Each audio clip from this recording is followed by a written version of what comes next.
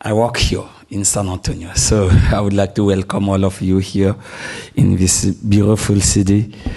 I know the weather is not good, but next year probably it will be better. I work here at UTSCA, which is a UT's Health Science Center. This is a Health Science Center. My lab is located somewhere here. Today, I will present you a part of my work entitled Acute Post-Ischemic GPR1 activation protects the myocardium against ischemia reperfusion injury by reducing mitochondrial protein ubiquitination, acetylation, and calpain 10 levels, as well as inhibition of the MPTP opening. You know, I think all of us here, we know that estrogen can induce cardioprotective effect against ischemia reperfusion injury. In my group, I was postdoc when I started to work on estrogen. The simple thing we found was that when you perfuse the heart with estrogen here compared to control in isolated perfused heart, as you can see in treatment with, here it is pre-treatment, we treat estrogen from the beginning before ischemia here, and we found that treatment can improve cardiac functional recovery here compared to control, even reduce myocardial infarction here in white area compared to control too. The key problem of this result that indicates that estrogen can protect the heart is that estrogen has 3 receptors that can mediate its action. ER-alpha, estrogen receptor beta, and GPR1, which is G protein coupled estrogen receptor 1. The key question I had that when I was postdoc was, okay, we found this, what is the role of each of these 3 receptors in mediating estrogen action? That was my question when I was that's 3 to 5 years ago.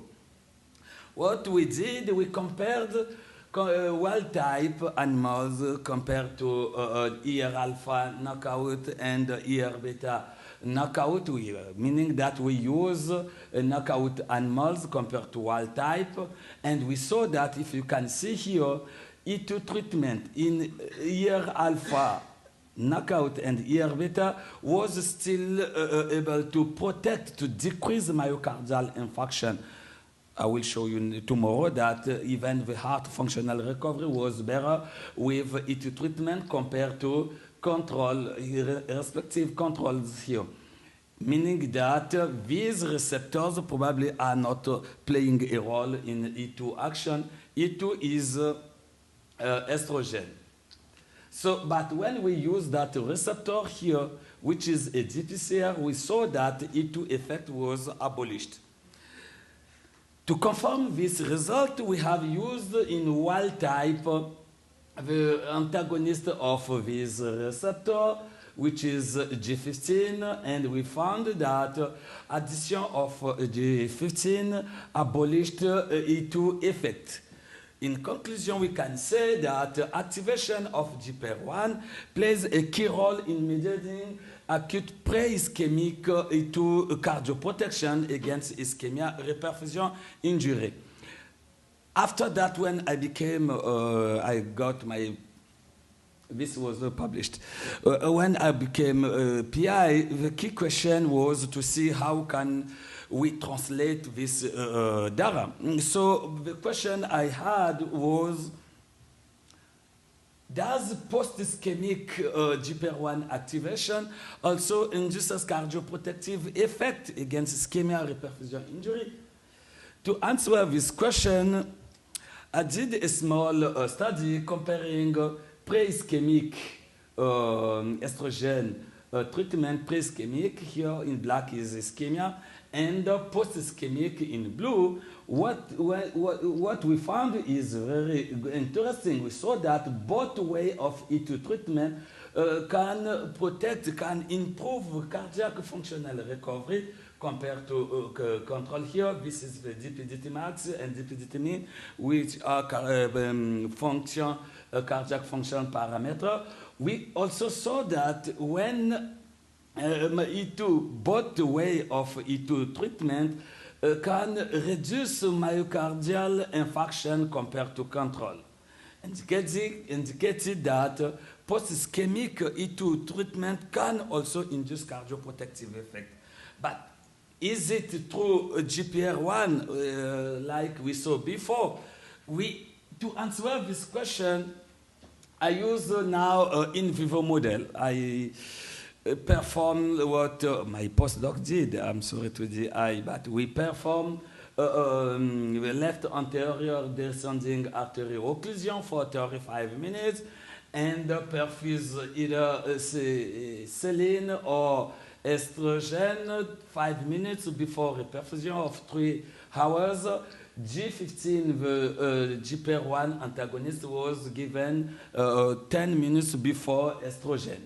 We found in male and overactomized female that E2 treatment here, we found that while the area at risk in all the groups were almost similar, administration of post-ischemic administration of estrogen reduces myocardial infarction in the area at risk, even if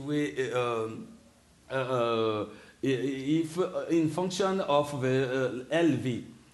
And G15 here, pre-addition or pre-administration of G15 could block or abolish estrogen action.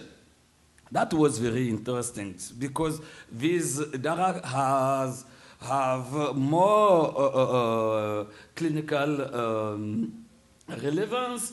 So, in conclusion, we can say that activation post-ischemic administration of estrogen induces cardioprotective effects via GPR1 activation. This is both in male versus female animals.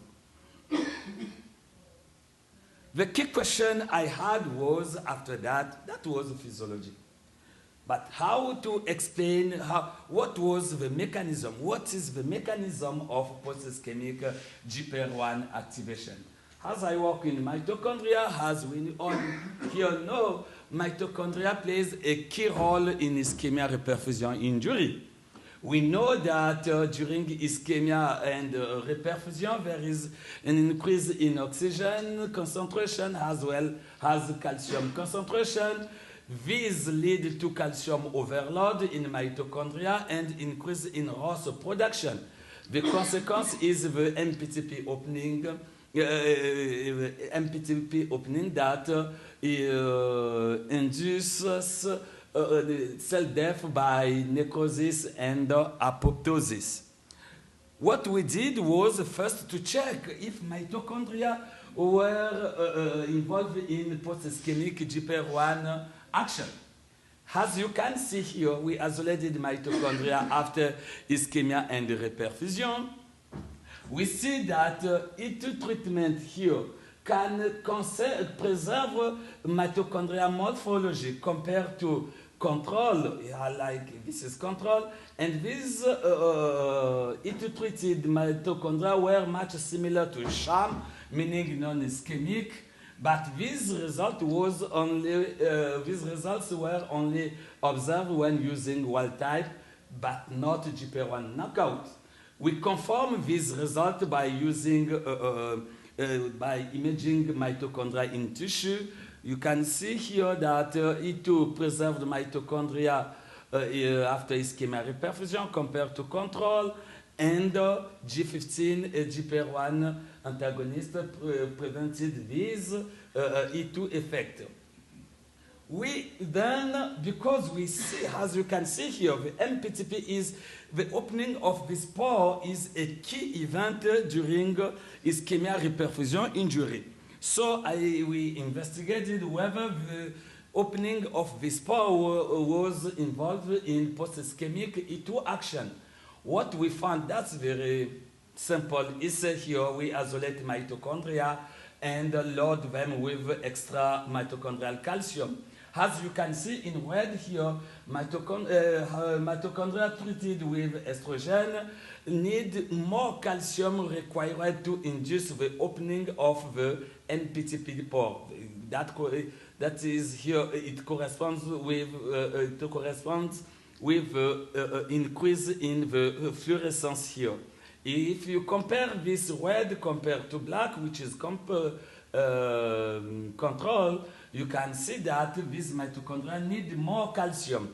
And G15 addition of G15 abolished this E2 effect. We saw this in female overrectomized females and as well as in male. Taken together, these results indicate that post-ischemic E2 administration provides a cardioprotective effect by preserving mitochondrial structural integrity and delay the MPTP opening after ischemia reperfusion. If you follow me very well, you can see this. GPR1 is located on the plasma membrane, and we saw the MPTP opening, the delay of the MPTP opening in mitochondria. The question is, what is the mechanism? So to answer this question, we investigated some kinases, some signalings, and found that ET treatment can increase the phosphorylation of ERK, and MAP kinase pathway inhibitor U0126 prevented this E2 effect. We saw also that E2 treatment can increase GSK phosphorylation compared to control, and the same MAP kinase inhibitor can prevent E2 effect.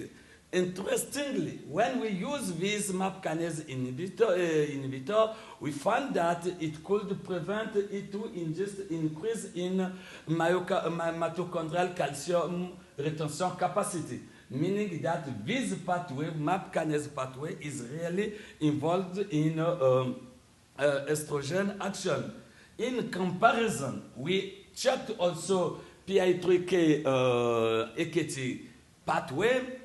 As you can see here, ET treatment also increases the phosphorylation of AKT compared to control, and PI3K AKT pathway inhibitor LOI prevented this effect.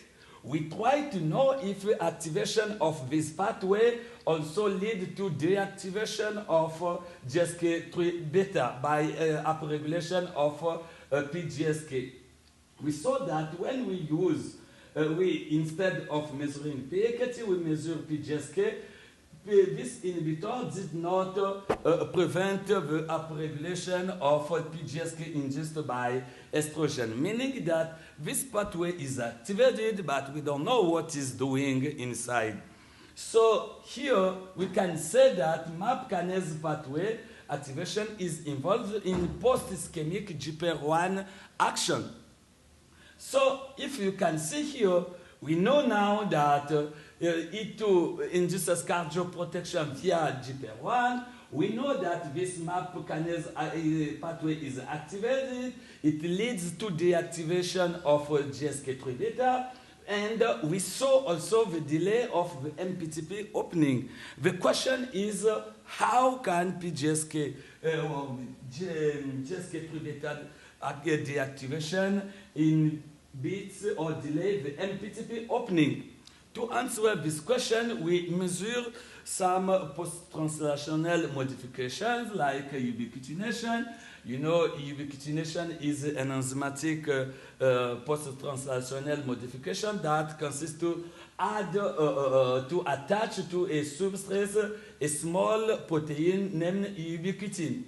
As you can see here, compared to control, ET treatment decreases mitochondrial ubiquitination, and addition of G15 prevented this E2 effect compared to E2 here.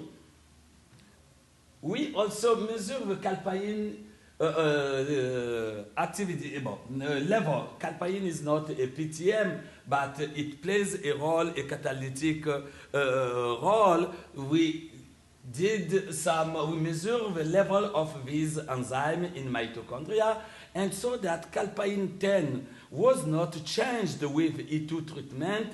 However, calpain 1 was not changed, the level, and calpain 10 was, in contrary, decreased. The level of calpain 10 was decreased with E2, and G15 could prevent this E2 effect. We will come back later. We also checked acetylation, which is a simple reaction. We all know how aspirin is made. It is by acetylation, and found that in the cytosol, E2 did not change the acetylation of proteins. However, in mitochondrial fractions, we saw that E2 treatment decreases mitochondrial protein acetylation, which is a very important finding. If we summarize, and we can say that so far I explained you that activation of post-ischemic activation of GPR1 by E2 treatment can induce cardioprotective effect against ischemia reperfusion injury. This action is via mostly MAP kinase pathway leading to the activation of GSK3 beta. Note that GSK is the active form and PGSK is the inactive. So inactivation of GSK by upregulation of PGSK lead to the MPTP opening. But what we think is that GSK deactivation decreases mitochondrial protein ubiquitination, acetylation from MAPK, and autolysis of calpain 10. That's why we see less calpain 10 in mitochondria. All these lead to delay of the MPTP pore, which is a key event in ischemia reperfusion injury. To finish this talk, the delay of the MPTP opening is well known in the field to induce cardioprotective effect. To finish this talk, I would like to thank all my collaborators in Sweden, France, here, my team, especially Dr. Kabir, who did most of the biochemistry, Jan Feng, who did the in vivo biophysiology. Dr. Harris is not in my lab anymore. I didn't put the picture of my students. Thank you for your attention.